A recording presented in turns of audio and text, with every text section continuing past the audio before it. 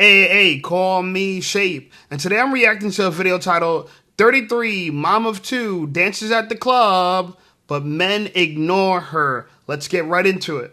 I got a question for y'all. What the fuck is the point of paying $20 to go inside of a club or paying $500 for a booth or a section and not dancing to the DJ that was hired to show y'all a good ass time? What the fuck is the point? I went to a club a few weeks ago. I was the only one on the dance floor. Me and my cousin we were the only two people on the dance floor. And everybody else was on the sides and in the corners in their goddamn booths and sections. Dancing only when someone was filming and then posting it and then stopping and sitting down and getting a bottle from the bottle service girls. What's wrong with y'all? We can't do this anymore. There is so much goddamn shit going on in the world. We all have to shake our asses, okay? Shake your ass, for the love of God. Who cares about being cringe? Who cares about looking dumb? Who cares about sweating your edges out? Dance, motherfucker, dance. Goddamn. I got a question for you. Dance, mofo, dance. Who cares about looking cringe? Says a 33-year-old woman in a club, and she's a mom. That's right, she's a mom. Now, she says, we all gotta shake our ass. Yeah, she gotta shake her ass. Now, it's funny to me because a lot of women who shouldn't be in the club are at the club, and they're mad at the people who go to the club. Listen, this generation is very different, okay? When I was growing up, there was no couches, you standing on couches, there were no sections. Everybody were together. Now it's a different ball game. That's why I don't go to a club. I'm too old for the club. Anyway, there's other women who shouldn't be clubbing either. Take a look. Now, don't get me wrong. I'm not too old for the earth, but I'm too old for the club. And let me tell you why. So my friend hit me up and she was like, you trying to go out tonight? And I'm like, sure. And she was like, okay, I'm gonna hit the promoter up, see if we get a table. I said, absolutely. And she was like, okay, the tables are $750 and $950. There's 3 of us. So when I did the math, I was like, plus taxes and fees, if we get the $750 table, we're gonna be spending about $300 to $350 per person. She was like, well, fuck that. I could pay a bill. I said, exactly. She said, the only reason why I want to go out anyway is because my ex got the kids and I'm finally free and I want to go out and step out and have a little bit of fun. And I know the DJ that's going to be at the club tonight is going to be good. Like, he plays, really good set. And I'm like, oh, yeah, so I would love to go too. But, $3 to $350 per person. And she was like, okay, well, how about this? We just go up there and we wing it. And I'm like, girl, was that supposed to make me want to go? She was like, well, between me, you, and our other friend, we gonna know somebody. And I said, oh, girl, that turned me off completely. Like, yes, we are gonna know somebody. And we have to talk to them and be in their face and be nice. We just too old for that. Like, even if we don't know somebody to get us in the club, I'm not about to be sitting in somebody's section while they trying to pour alcohol down my throat. And I don't know. I just envision that. I don't know, like, if that still happens. But I'm too old for that. I'm too old to be trying to be nice to some random dude so I can get in his section. I'm too old trying to finesse my way in the club. I'm just too old. And she was like, friend, me too. We just, fuck it, we ain't gonna go. I said, well, good. We not gonna go. Because that's why, remember I told y'all I had went to the club this summer and all the females in there was between the ages of 21 and 24. And this is probably why, because, at that age, you don't mind, finessing and scheming to get your way in for free and having fun. Like, that's fine. But when you reach my age, like, okay, I just want things to be smooth. But then I'm like, I don't want to spend all this money for it to be smooth. Like, I come from an era where we used to go to the club with no money or very little money and come back intoxicated. So I'm like, that's... And then when I did start buying bottles, towards my later years going to the club, like, I didn't mind spending $1,000 on a table back in the day. That was stupid, but I didn't mind. But now I mind. Now you're older and you're broke, and you realize in your 30s, your competition are all these young women, 21 to 24, that are going to do a lot more work than you. They're going to be a lot more friendly than you. And so men will pour alcohol down their throats instead of your throat. And you said you don't want that. You don't want a man pouring alcohol down your throat. And listen, I get it. It's expensive going to a club nowadays. I agree. If you want to get a section, it's expensive. You're going to go with 3 of your girls. You know, it's funny she chose the lighter, the cheaper of the two options, $750 or $950. She did the math on the cheaper option. She just assumed she's going to get the cheaper option. And it came out to about $305 a person with tax. Now, look, that's a lot of money, okay? And she was like, I'd rather pay a bill, okay? So now they don't even want to go to the club because the other alternative is for them to go to the club and be friendly and get into someone else's section, but she don't want to do that. She don't have to want to be friendly with someone. And I thought it was so interesting. Why are you going to the club to begin with? The lady said, the girl who invited you, you know, she said her ex got the kids, and now she finally free, so she trying to leave the house and do something. And she know the DJ. She probably want to F on the DJ too, okay? So it's interesting to me, women still want the same privileges when they were younger, but they don't want to do the same amount of work. Did you peep that? Same privileges, not the same amount of work. Imagine that. Anyway, here's another interesting story. Take a look. Hey guys, I'm back with another story time. I know y'all miss me. Let me tell you how dating is going for me. So, I started talking to a nigga on Tuesday, and today marks the day he is now blocked. I swear this nigga has not been in my life for like 3 days. Literally. And I barely was texting back. So, it starts with the icks that he give me. Number one ick. I felt like immediately when he got my number, he was already throwing me off. This nigga literally texts my phone with bays and babies immediately, like flooding my phone with that. And then to make it fucking worse, he's literally sending me couple goals photos, like telling me about situations like how we're gonna be. We're gonna like watches together, everything like that, matching watches, all of those things. And I'm just like, what the fuck is going on here? I start egging those things. I start ignoring it because I'm like, hold on, we skipped the friendship step. I don't like stuff like that. I consider myself a slow burner sometimes. Unless it's time up. No, I'm playing.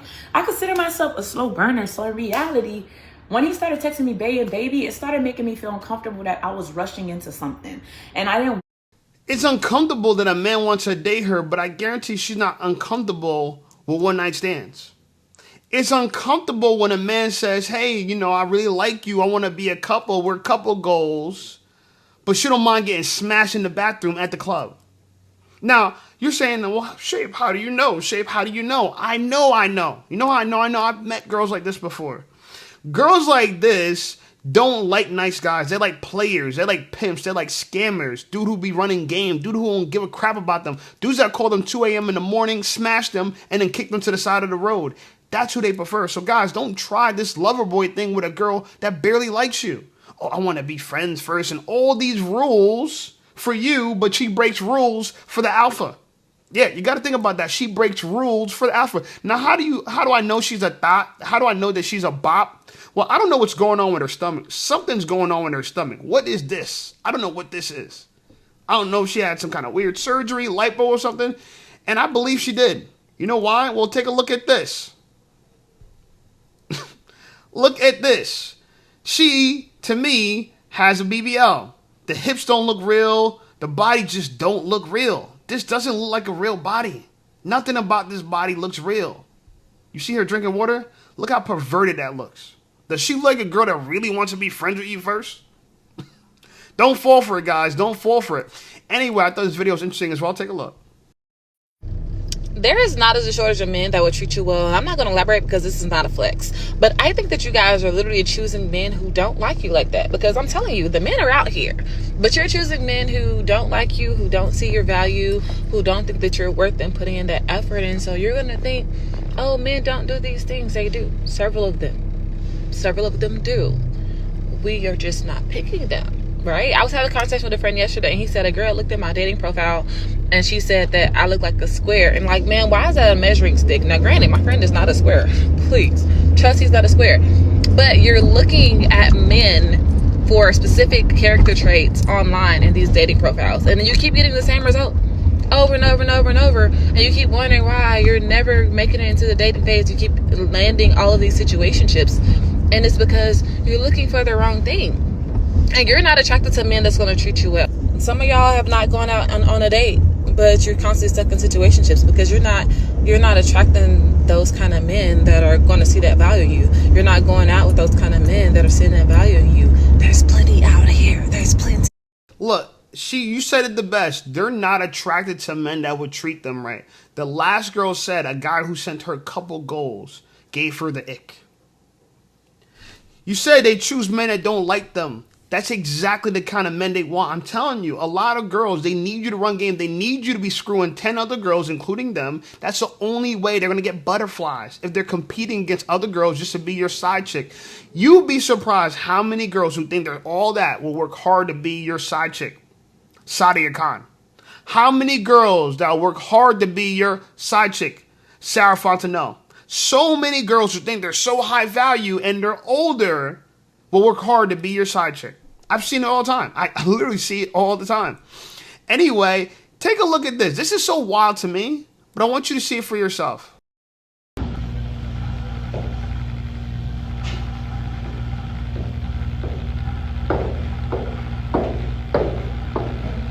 Oh, hey.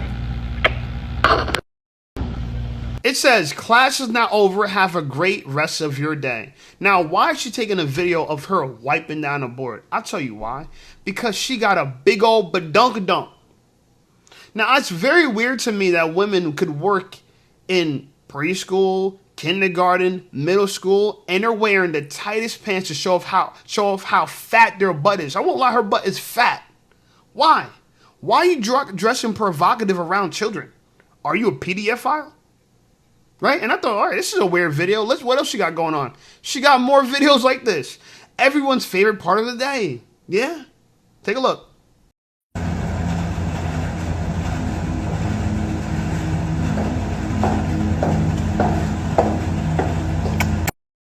She's blowing kisses to who exactly? Now I was like, what's this girl's deal? What's this girl doing? And she says, and that concludes today's lesson. So when I looked at her profile, she is a Dominican mother from NYC and she's a mom of 2. I don't know if she actually works in school or not, but she looks like a thought. I mean, everything I see on her profile looks like a thought. Now take a look at this. 4 signs that you are still a girl, not a woman. I wonder what those signs would be. Let's read them. 1, seeking validation. She's not doing that. Of course not. She's not seeking validation. Avoiding responsibility. Doesn't seem like she's doing that either. / procrastinating. 3, no emotional control. She seems like she got all the emotional control. And last, avoiding the difficult conversation. Here's a difficult conversation for you, mom of 2. It is very crass of you, low class of you, to wear revealing clothing at a middle school or elementary school and then take a video of you doing it. You might as well recorded yourself committing a crime, because that's exactly what it is. You are a perv. Why do you want little kids to be aroused by you? Why do you want to arouse little children, little boys? You got to hide your sons from her. Yo, hide your sons. Anyway, I thought this video was interesting as well. Take a look. Hey, listen up, Safe Squad. Are you tired of being ignored by women? Well, download my free ebook, Be Attractive and Shut Up. It's going to teach you how to master attraction, build unshakable confidence, and win with women without words. Because chances are you're not ugly. You just talk too damn much. So download my free ebook, Be Attractive and Shut Up, and take control of your dating life right now. Now let's get right back to the content. I've learned a long time ago to stop listening to what people say and look at people's lives. Look at the actions that have led up to the life that they are currently living. What do I mean by that? This quote that I came across years ago changed my entire perspective. There are certain situations that we entertain, certain drama that we've either self-inflicted or it's happened to us, that we've sat in and almost internalized in a way. There are relationships that we have accepted the bare minimum, not because that other person is evil, but because we have low self-esteem. How you live is the best indicator to figure out what you actually believe. You can tell me anything. You can tell me anything you want me to believe. Those are words that can come out of your mouth, but how you live is the indicator that I'm going by. Like, okay, this person's telling me A, B, and C, but when I look at their lives, all I see is X, Y, and Z.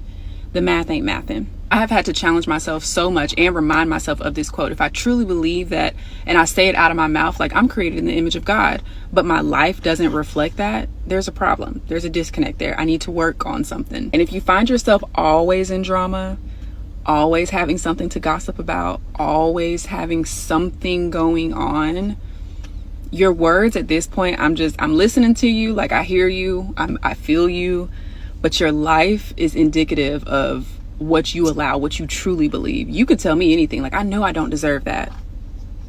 Okay, if you know you don't deserve that, why are we still there? Why are we still there? And if you truly believe that there's a wonderful person out there for you, why are you still caught up entertaining this? Like, it doesn't make sense. You can tell me out of your mouth, like, oh, I know there's someone out there for me, but you're full-blown 24/7 entertaining this. Like, this is your life. This is what you believe. This is what you're settling for. This is where you believe your self-esteem is. Like, this is what you truly believe. But your words sound good. They sound good. But this is what you truly believe, because this is what I see in your life. I'm reminded. And it's funny because women only listen to what men say. They don't look how a man lives. And I tell this to women all the time. It should be easy for you to pick apart a man. And they'll say, oh, well, men lie. I need some time to figure out if he's lying. Don't try to discern his lies. Look at his life. What does his life say? When you see a man who has a fit body, it says something about him. I'm not saying he's a good person, but if he didn't pay for his body, he had discipline, he had patience, he's mentally tough, okay? You look at a man and he has a bunch of money. You don't know how he got that money. Having money can mean a lot of things. He could be a scammer. Okay, he could have inherited the money. It could mean a lot of things. But if you see that he's a working person, he got a business, he got a job, he got motion, that's a different story. These are the key indicators to understanding people that women never look at. They always say, well, you never truly know somebody. You know them, but you don't know them by just listening to their words. They can lie to you. They can manipulate you. And this is why women often need time, because they're trying to decipher if your words are true or not. I never do nothing. I look at your life. I can look at a girl, she don't have to say a word. She don't got to say a word. Oh, you got a BBL? I already know what type of time you want. Because your life is showing to me what you believe in. You believe that you should take the short route to get the maximum opportunity and result. You're going to do very little to get everything else in return. That's what it shows me. It don't show me that you're hard and disciplined. I don't mind a girl that wants a fat butt and a flat stomach. That doesn't bother me. Okay? But you're two different people if you go get a BBL than if you are a gym girly. You're two different people. The gym girly is willing to work for it, put that hard work in. She could delay gratification. The girl who gets a BBL, she's in a microwave mind. She needs everything yesterday. And I get that. I want things faster, right? Better, right? I do too. But I understand I value my temple, my body, my temple. If you could avoid the knife, please. A lot of people are quick to run underneath the knife. Look at Kanye mom. Yeah, as quick as she ran underneath that knife, as quick as she was gone. You have to value your life more than you value the little cosmetic benefits you think you're getting, just to be more appealing to men. Just so a man can bend you over and say, damn, that ass is fat. Damn, that ass is fat. You're going to work and die and spend a lot of money just so a man can bend you over and say, damn, that ass is fat. Well, if you go to the gym, you actually strengthen your body. It makes a lot more sense. Stuffing cement in your ass is not improving your life whatsoever. It really isn't. At least the quality of your life. Anyway, I thought this video was interesting as well. Take a look. The biggest mistake that women make when trying to get a man to pursue them is coming off as uninterested. If you are dating to find somebody that actually wants a partnership and wants a serious relationship, you have to give them some inkling that you are also interested in them. Any emotionally intelligent man is not going to want to pursue a woman who he thinks has no interest in him whatsoever. This may work for like sprinkle advice, but if you are looking to actually draw him in and incentivize him to take you seriously and to want to pursue you as a romantic option, you have to make him feel desired also. If he is constantly asking you out and you're actually interested in him and your response is, oh no, sorry, I can't, I'm busy that day, and every time he's asking to see you, your answer is no, for one reason or another, he's gonna lose interest. He's gonna get frustrated and he's gonna lose interest. What does this look like practically? Say a man is reaching out to you and trying to set up a date and you're super busy and you can't go to any of the times that he set for the date, and he's also keeps trying to call you and talk to you and you don't have time to call and sit and talk to him. Instead of just being like, oh no, sorry, I can't that day, and ignoring his phone calls or texting him and saying, hey, sorry, I'm too busy to talk, try flipping your response to, hey, I would love to see you, but I can't do dinner on Friday. Does Tuesday work for you? Give an alternative. This will let him know that, oh, she still likes me. She's just busy that day. Okay, great. She wants to see me another day. If you can't talk on the phone, let him know, hey, I'm super busy this week. I can't talk, but are you free on Sunday? I'd love to see you then. This way he doesn't feel like he's having to read between the lines and determine that you don't like him because you're too afraid to say it, and instead can read the situation for what it is. Oh, she likes me, she just doesn't have time right now. Also, say you're trying to correct a behavior, like maybe he is taking you places that you don't like, or he's approaching the date with you more casually than you would prefer. Instead of just saying no to all of his suggestions, like say he asks you to go bowling and you're like, I don't do bowling, but you're interested in him, why don't you just say something like, hey, I'd love to see you. I'm actually not the biggest fan of bowling, but I would love to go grab dinner with you. There's a new restaurant I've really been wanting to try. How about we go here? If he actually likes you, he's going to take you. And here's the funny part about that. This, what she's describing here, is a girl who's reasonable. She communicates. This is so attractive. As I get older, I've realized that this part of a woman's mind is so attractive. This girl is peaceful. She's trying to find ways to smooth things over. She's trying to be frictionless. So many women want to create friction in life. They want to fight over everything. And men, we don't want this. If I'm trying to offer a nice gesture to you and say, hey, I want to take you out to go bowling, and you don't like bowling, you don't got to be like, I don't do bowling. I don't do bowling. Well, F you too. Shit, you know what I'm saying? Last time I offered you something, men, we get really pissed off when our efforts are unappreciated, right? And a lot of women think, let me come off as I'm uninterested, or I'm too good for you. And I hate to say it, but single moms do this shit all the time. This is why, even though I don't think single moms are inherently bad or terrible, a lot of them come off like they're better than you. Who you better than? Girl, you ain't got no time. You got a baby daddy that you hate. Who you better than, right? But that's how they act. You know how many single moms I match with, and I try to give them a chance and just to see. Now I be trying to vet it out just to see. Not that I actually really want them, but I'm like, let me see where this goes. And it always ends up at the same place. They want me to chase them. Why would I chase you?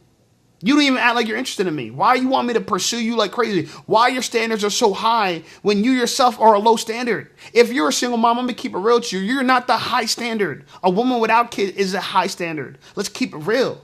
But too many women walk around like their shit don't stink. Bitch, where? Bitch, where? Anyway, I thought this video was interesting as well. Take a look. When an avoidant goes no contact with you after the discard and doesn't reach out to you, in the back of their head, they hope that you break the no contact and reach out to them. Absolutely. They hope that after, week 1, maximum week 2, that they'll receive a text from you, showing that, okay, you respect their space, you respect that they needed some time to refuel. They most certainly don't want you to, run away, you silly dog. They don't want to, lose control of you completely. And that's why, every couple weeks or once a month or however long the cadence is specific to that avoidant, they reach out and they break no contact because they don't want you to run away and to lose control of you forever. That wasn't the point. This is why you have to date women with secure attachment styles. It's not worth dating a woman who is avoidant. If you're going to date anything, maybe anxious, that's going to be a girl trying to crawl up your ass all the time. But an avoidant girl who tries to run away and you got to pursue her, no girl's worth chasing. Let's tell the truth. Women who think they're worth chasing, watch, they're going to age out the dating marketplace and they're going to realize that at age 35, 36, in their 40s, no one wants them. They're the kind of girl you don't want to see in the club. And men their age date younger and they try to shame those men. Yeah, that's how it really goes. Anyway, I thought this video was interesting as well. Take a look. So one thing that I don't like is how a lot of men be sitting over there trying to compare themselves to women. Like, well, how come a woman, she get to be broke and she get to get this just because of this and she gets to get, because for real, like, this sound mean and don't nobody like to say it because it's mean, but women are not even equal to women. Women don't get equal treatment. It's some women that get stuff just because they look better. It's some women that get stuff just because they got a better body. It's some women that get stuff just because they're younger. It's some women that get stuff just because their hair texture, you know what I'm saying, just because they're lighter. You know what I'm saying? Like, women don't even get treated equally. So y'all be blowing me talking about, how come a woman? Like, you ain't no woman. Like, we don't even get treated equally. Like, y'all be sounding crazy. Like, does that sound like a man or does that sound like a woman? And if it does sound like a man, it's a feminine man. But a lot of women, they're only used to feminine men because they talk like this. They're barking at you. They don't talk to you. They talk at you. And she thinks it's all men. No, baby girl, that's your anecdotal experience. You attract feminine men that try to figure out, like, oh, why can't I be broke too? Because you're masculine. And so that you guys are a perfect match for each other. You're the polar opposite. You're a perfect match for each other. I'm masculine, so I'm going to attract a feminine woman. So the thing you're describing as not men, it's a feminine men that you attract. So shame on you. You're trying to make fun of him, but you're exposing yourself. Now, a lot of times when I put fashion in my videos, people compliment and they like it. So I'm going to put more fashion tips in my video. If you like this, just let me know in the comments. But take a look at this fashion tip. 100% of men can do this. 100% of men can elevate their style no matter what they look like with this very simple combination, template, whatever you want to call it. And I'm going to tell you exactly what it is. Short necklace with a collared shirt, okay? A short necklace at your collarbone level and a collared shirt. Short necklace and a collared shirt. Short necklace, pearls. If you know, you know. And a collared shirt. Short necklace and a collared shirt. Do not have to be good looking for this to work. This is literally a photo of a guy on Amazon. Short necklace and a collared shirt. If you want to get... She says you don't have to be good looking. That's cap. Okay? Guys, you should absolutely be fit. But this is good style advice. Chokers are in style now. When I was growing up, people had the longest chain. Remember T-Pain and the longest chain? His chain even said the world's big ass, or it said big ass chain on the pendant. You know, but now we're not there anymore. People wear chokers, kind of like these dog collars and shit like that. That's kind of the style we're in. But anyway, like this video, subscribe to the channel blowing up. I appreciate you guys. Check out some of my other videos, and I'll see y'all over there.